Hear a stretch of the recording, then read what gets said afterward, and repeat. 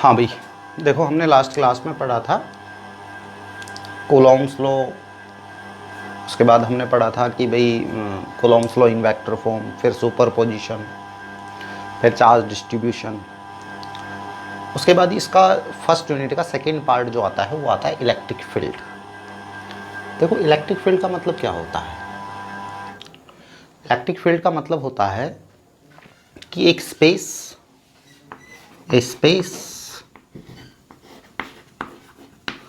around which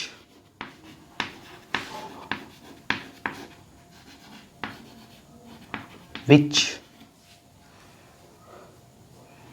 test charge,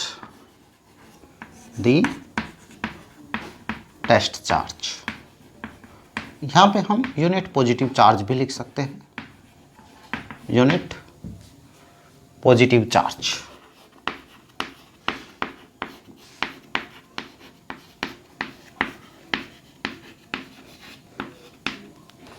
which experience the force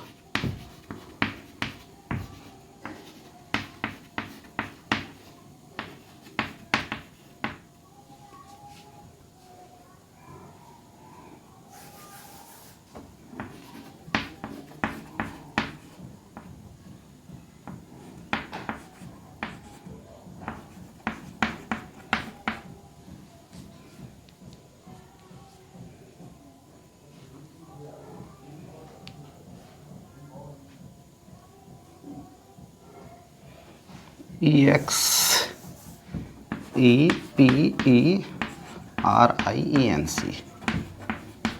experience the force। ठीक है भाई, मतलब एक स्पेस जिसके अराउंड कोई भी टेस्ट चार्ज फोर्स एक्सपीरियंस करे उसको हम बोलते हैं इलेक्ट्रिक फील्ड। देखो हम यहाँ पे इस चीज़ को समझते हैं, ये है क्या। देखो ये हमने एक स्पेस एज्यूम कर लिया, ठीक है। अब ये स्पेस कैसा होगा, एज ए स्पीयर। क्यों स्पीयर, क्यों? उसका रीज़न है कि जो इलेक्ट्रिक फील्ड फिलहाल जो हम निकाल रहे हैं वो किसी एक पॉइंट चार्ज के अलोंग निकाल रहे हैं, और एक पॉइंट चार्ज की जो सिमेट्री होती है वो कैसी होती है, स्फेरिकल। ठीक है, तो ये एक स्पेस जो किस फॉर्म में है, स्पीयर की फॉर्म में, जैसे कि एक फुटबॉल।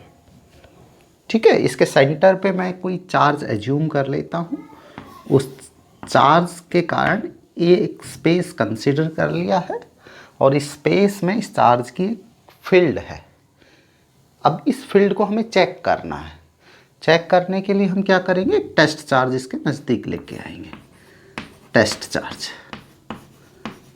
चार्ज जिसका नाम हम Q0 रखते हैं। तो देखो ये टेस्ट चार्ज यदि इस दायरे के अंदर कहीं भी आएगा तो वो फोर्स एक्सपीरियंस करेगा। क्लियर है कि मतलब ये एक टेस्ट चार्ज जो कि यूनिट पॉजिटिव चार्ज है जिसका मैग्नीट्यूड बहुत छोटा है। इसका मैग्नीट्यूड छोटा लेने का कारण सीधा सा ये है कि मान लो इस गिवन चार्ज की अपनी एक फील्ड है, ठीक है, और यानी इसका यदि मैग्नीट्यूड आपने बड़ा ले लिया तो ये भी अपनी एक फील्ड बनाएगा। जब ये इसके नज़दीक आएगा तो इन दोनों की इलेक्ट्रिक फील्ड का सुपर इम्पोजिशन हो जाएगा, जिसके कारण इस गिवन चार्ज की या तो इलेक्ट्रिक फील्ड बढ़ जाएगी या फिर घट जाएगी, डिपेंड करेगा कि ये चार्ज पॉजिटिव ले रहे हैं या नेगेटिव।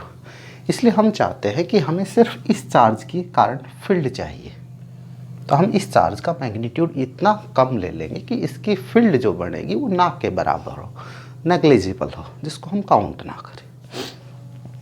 तो ये वो दायरा हमने कंसिडर कर लिया जिसके अंदर कोई भी टेस्ट चार्ज आए और वो फोर्स एक्सपीरियंस करे, तो उस रीजन को हम इलेक्ट्रिक फील्ड बोलेंगे। अब इसको नोटेशन देने का तरीका क्या है, कैसे रिप्रेजेंट करें, तो इलेक्ट्रिक फील्ड को हम कुछ इस तरीके से लिखेंगे। इलेक्ट्रिक फील्ड एक वेक्टर क्वांटिटी है जो कि होती है फोर्स बाय टेस्ट चार्ज। ठीक है, देखो इलेक्ट्रिक फील्ड एक वेक्टर क्वांटिटी है तो इसके पास डायरेक्शन भी होगी, और इलेक्ट्रिक फील्ड की डायरेक्शन वही होगी जो फोर्स की डायरेक्शन होगी। इलेक्ट्रिक फील्ड की डायरेक्शन वही होगी जो फोर्स की डायरेक्शन होगी। SI यूनिट जो होगी इलेक्ट्रिक फील्ड की वो होगी न्यूटन पर कूलम। ठीक है, SI यूनिट क्या होगी इलेक्ट्रिक फील्ड की? न्यूटन पर कूलम, फोर्स की न्यूटन और टेस्ट चार्ज की कूलम। डायमेंशन फॉर्मूला यदि हम इसका लिखना चाहें तो लिखेंगे, फोर्स का तो लिखेंगे m1 L1 T-2 और चार्ज का लिखते हैं 80। तो इसका डायमेंशन फॉर्मूला हो गया m1 L1 T-3 A-1। ठीक है, तो ये इलेक्ट्रिक फील्ड में आपको याद रखना।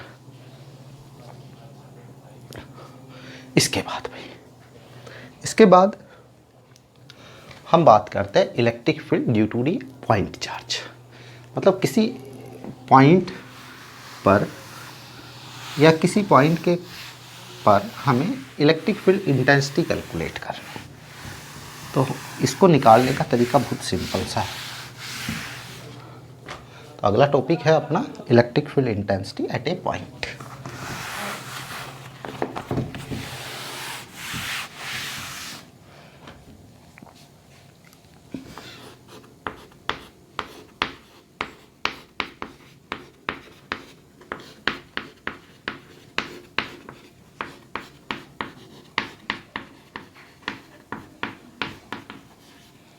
Eight a point.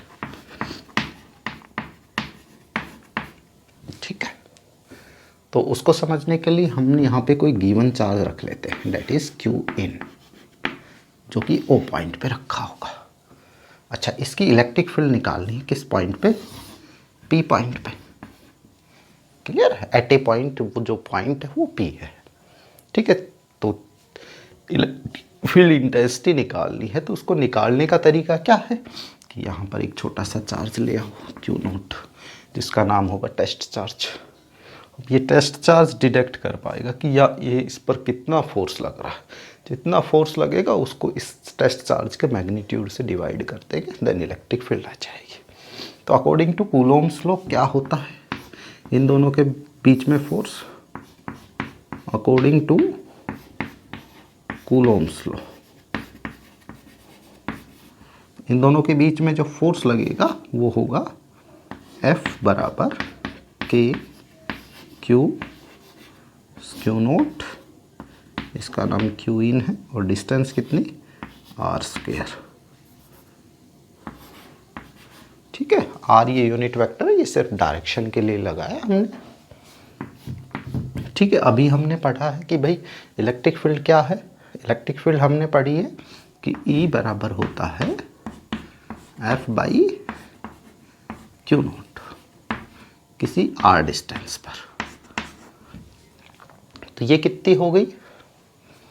E बराबर F की वैल्यू रखते हैं पे K Q in Q0 by R² into में R यूनिट वेक्टर अपॉन में 1 बाई Q0। और इसकी वैल्यू कितनी आ जाएगी? E बराबर K Q R² R unit vector. और किस पॉइंट पे है ये? R पॉइंट के लिए, यानी R डिस्टेंस पर जो P पॉइंट है उसके लिए। ये जो है ये यूनिट वेक्टर है, इसकी वैल्यू 1 होती है। ठीक है, तो इस फॉर्मूले को देख के अपने को एक बात समझ में आ रही है कि इलेक्ट्रिक फील्ड इंटेंसिटी जो है वो टेस्ट चार्ज के मैग्नीट्यूड पर इंडिपेंडेंट होती है। मतलब टेस्ट चार्ज का मैग्नीट्यूड कितना भी हो, इलेक्ट्रिक फील्ड इंटेंसिटी पर कोई इफेक्ट नहीं पड़ेगा। ठीक है, तो electric field intensity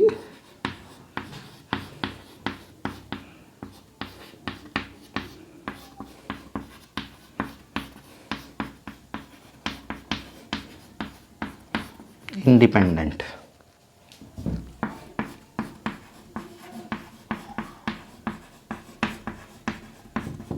on magnitude और टेस्ट चार्ज।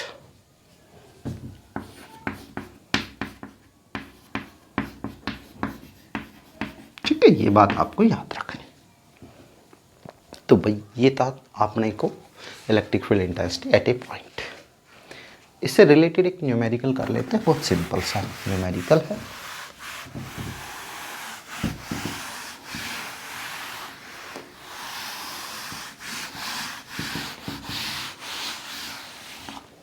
देखो यहाँ पे अपने पास 2 माइक्रोकूलाम का चार्ज है, ठीक है। इस 2 माइक्रोकूलाम से 10 सेंटीमीटर दूरी पर आपको इलेक्ट्रिक फील्ड कैलकुलेट करनी है। तो फॉर्मूला बेस्ड क्वेश्चन हो गया, F बराबर E बराबर के क्यू बाई आर स्क्वायर। के की वैल्यू कितने रखो, 9 × 10⁻⁹। क्यू इन कितना होगा, 2 माइक्रोकूलाम, ठीक है। और आर कितना है, 10 सेंटीमीटर। 10 सेंटीमीटर को आप लिख लोगे 0.1 का स्क्वायर। इसको आप सोल्व कर सकते हो, तो कितना हो जाएगा ये, ठीक है। इसको सोल्व कर लेना, ठीक है। देखो अच्छे न्यूमेरिकल तब मिलेंगे जब आप इलेक्ट्रिक फील्ड की प्रॉपर्टी पढ़ेंगे। तो अगला टॉपिक यही है, उसके बाद देन न्यूमेरिकल हम करेंगे। अगला है property of electric lines of force.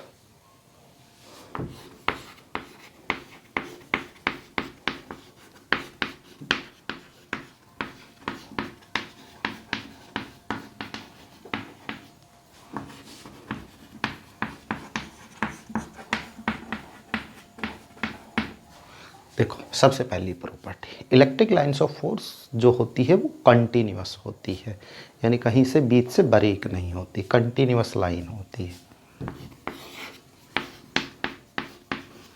Electric lines of force are continuous और कॉन्टिन्यूअस, ठीक है। They does not form closed loop. They does not form closed loop.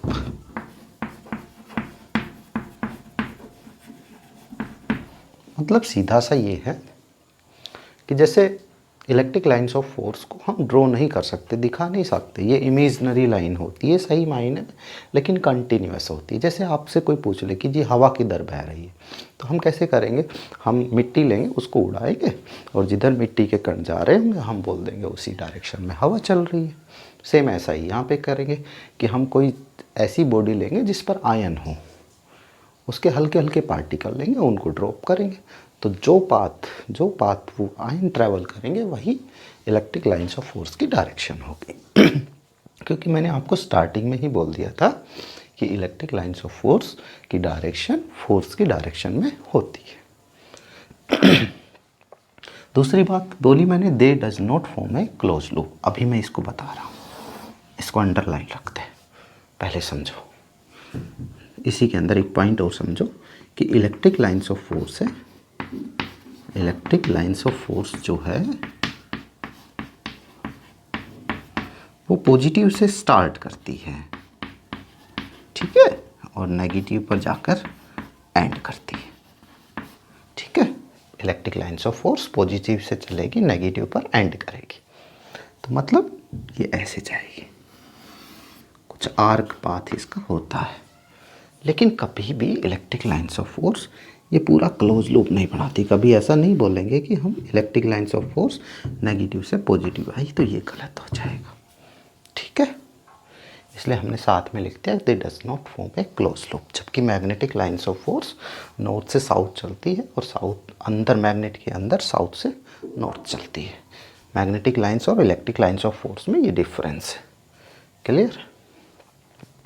अब दूसरा पॉइंट ये करते हैं इसी के अंदर कि मान लो कोई सिंगल चार्ज हो, जैसे हमने बोल दिया जी हमारे पास सिर्फ पॉजिटिव चार्ज है, तो इलेक्ट्रिक फील्ड कहाँ होगी।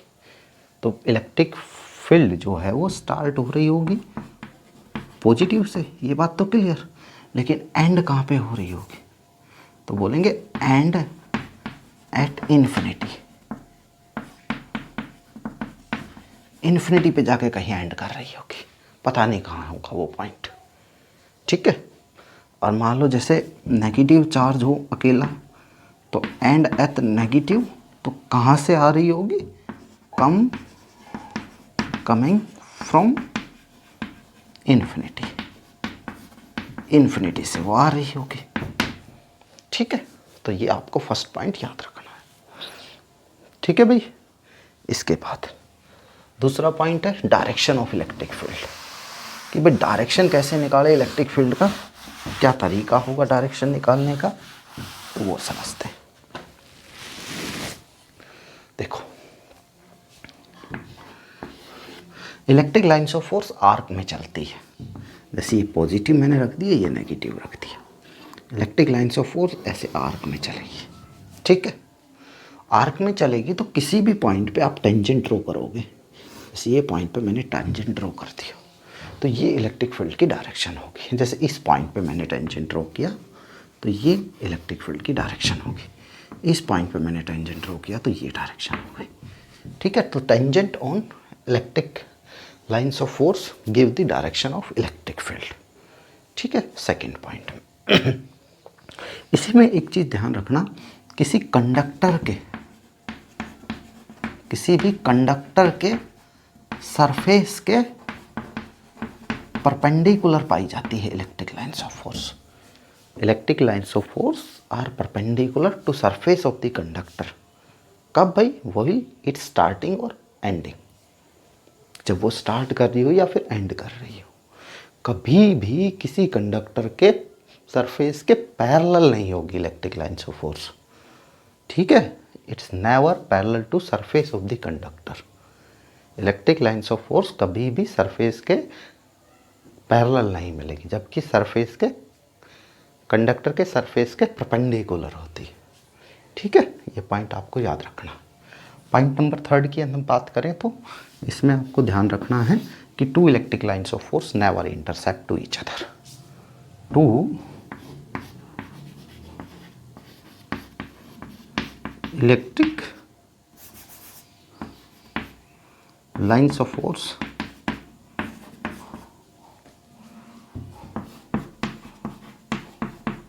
never intersect to each other।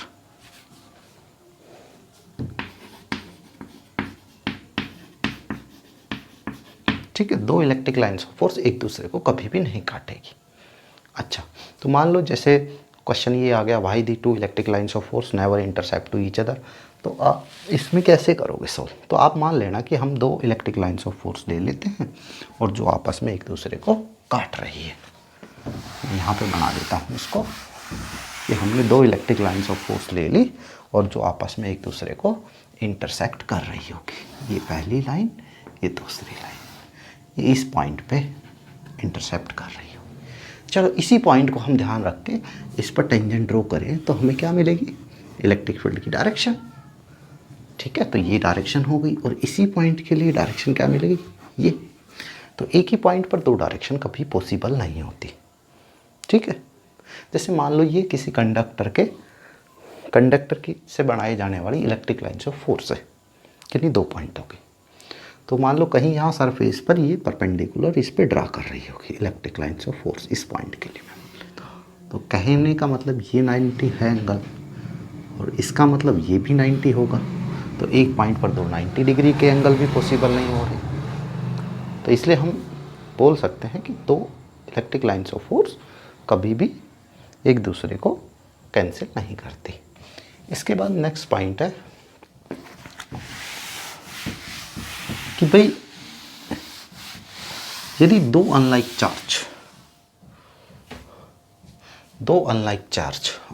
Charge के बीच में फोर्स कैसा मिलेगा? अनलाइक चार्ज के बीच में फोर्स कैसा मिलता है? अट्रैक्टिव। तो उनके बीच की इलेक्ट्रिक फील्ड कैसी मिलेगी? Contrast longitudinally. अनलाइक चार्ज है, उनकी electric lines of force contrast longitudinally होती है।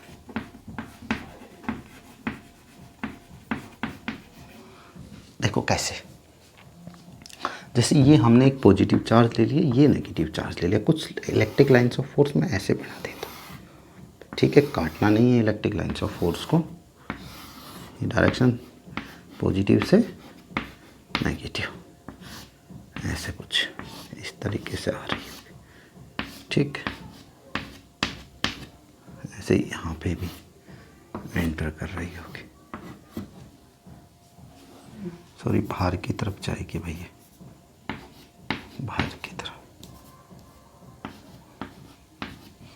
ठीक है।